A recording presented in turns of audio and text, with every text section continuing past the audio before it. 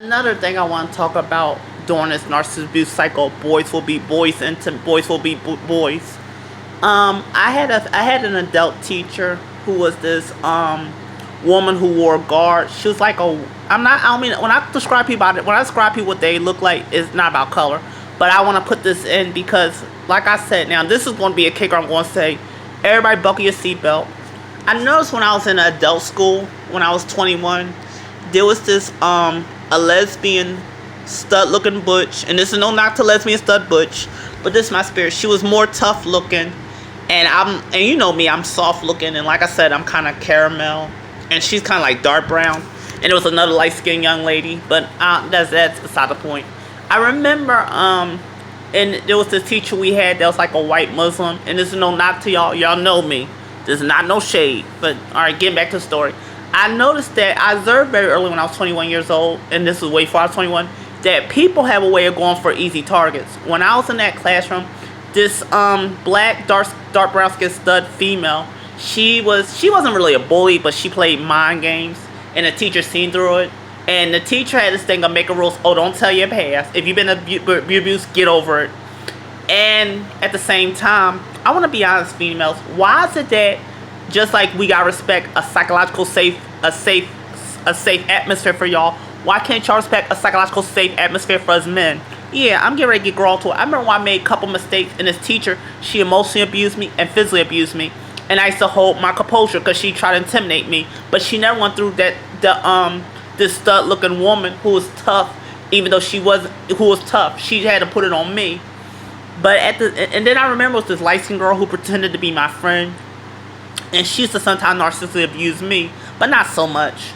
But I remember for when I went through that school I went to this adult class called Certificate Institute, and from July 2005 up into June 2006. I went there from the age of 21 till I turned 22. I was dealing with abuse by teachers, and I was dealing with being bullied by adult students. And I noticed that they have a way of signing up with teachers have a way of signing up with the students that are the real bullies, and some of the teachers are punks. I just want to let you know. And also, I had this one darker brown skinned guy named Anthony. Even though he wasn't with the gay rights and everything, that's another story, but I'm getting ready to get into that. I noticed that he kind of defended me because that white teacher who was being a bully to some students and easy target, he stood up for a lot of people, because a lot of you see, this is the thing with a lot of y'all females and a lot of y'all feminists. This is why I'm not on cohorts. This is why I'm not on team feminism, because a lot of y'all divide and conquer people. Y'all teach some women how to control and manipulate men and physically abuse them and think it's cute. It's not. Now, it's one way to defend yourself, but it's another way to pick on somebody that don't bother nobody, and you want to make a safe atmosphere for females, but not a safe atmosphere for males. See, this is where and then y'all want to say, see, this is why men become criminals. No, y'all feminist females, y'all need to face facts that shit, time is up, is going to turn on you, and y'all days of getting other people to get what y'all want so y'all can have this agenda, people are looking at that and wising up, because y'all create this narcissistic abuse ever since the 1960s and now don't get me wrong, yes, you got men that beat on men, yes, you got men that beat on women, yes, you got men that abuse women, but what about males that get abused by other males? And what about women that abuse other males? That's not funny, that's not cute.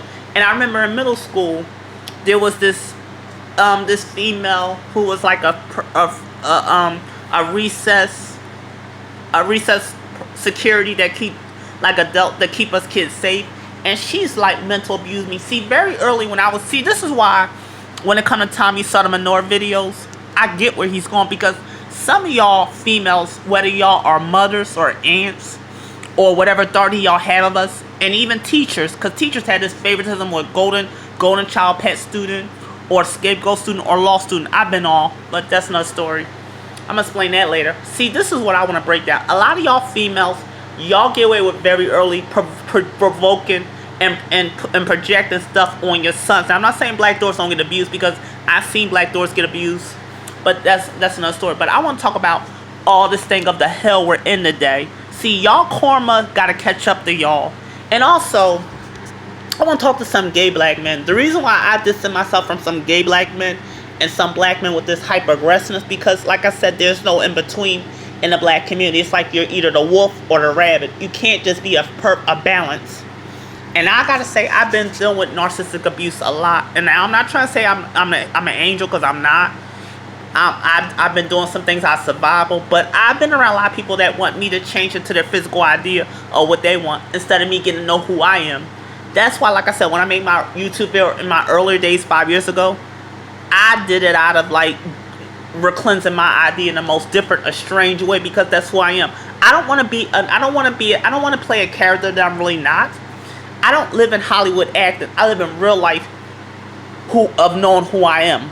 But yeah, this narcissistic abuse has been going on. It starts very early with a lot of us boys, where we looked at by our father, like by a father or older brother or some male in the family or male friend, like this is what a boy supposed to be, this is what a boy supposed to act. Now don't get me wrong, boys have to acknowledge who they are, but here's another kicker. What about dealing with mothers that emasculate your sons? That's another confused dynamic. What about dealing with mothers that try to like knock you off who you really are? They want you to be there. They want you to be what they think you should be, and that right there is very scalding.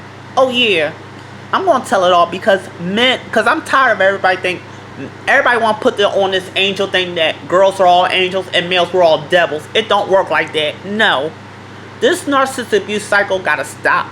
It's got to. And if it's got to come to things changing and things getting divided and things getting the chaos, it need to, because it need balance. And some of y'all females, y'all got to stop using the privilege of having power over some people. Y'all say that power for the real bullies.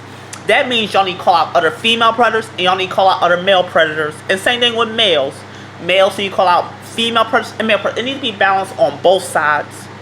That's how to help this. That's part of killing this narcissistic parasite off that's going on. Because also when some of us blacks do get white people, if they're not the right white people, some of them could be narcissistic abuse, where they see us as a fetish, someone to manipulate, someone that's easy target, someone to train. Because I dealt with narcissistic abuse by a friend a long time ago, and I'm not gonna say his name, but he narcissistically abused me, where he wanted, every time when I cried and felt hurt, oh I'm sorry, he felt good. And every time we got in the car, he wanted to like go through changes, but he know what he was doing. But yeah. And I want to talk to some of y'all white men and white women. Y'all days of triangulating us and shooting us down, we're tired of it. Because I even dealt with some people out my race where they wanted me to be what they wanted me to be. Either I had to be always this or always that. I couldn't have room to be what I wanted, to learn who I was. And they shot down some of my ideas. Now, I'm not saying everybody got to agree with it. But like I said, I'm tired of this narcissistic abuse cycle in the black community and in any other community. It's got to stop with, we got to be one way looking, one way acting, one way sounding. No. But I don't even get on a rant. But I had to share that. There's more to come. Let me give my voice a chance to relax. The reason why I'm getting a little emotional, because as I share this story, I wanted y'all to get an overall view of what made me develop into who I was, and what made me become what I was. And the experience I am can help y'all to gain some courage to not accept and not settle for nothing. But like I said, hold on with part 3. Give me a while.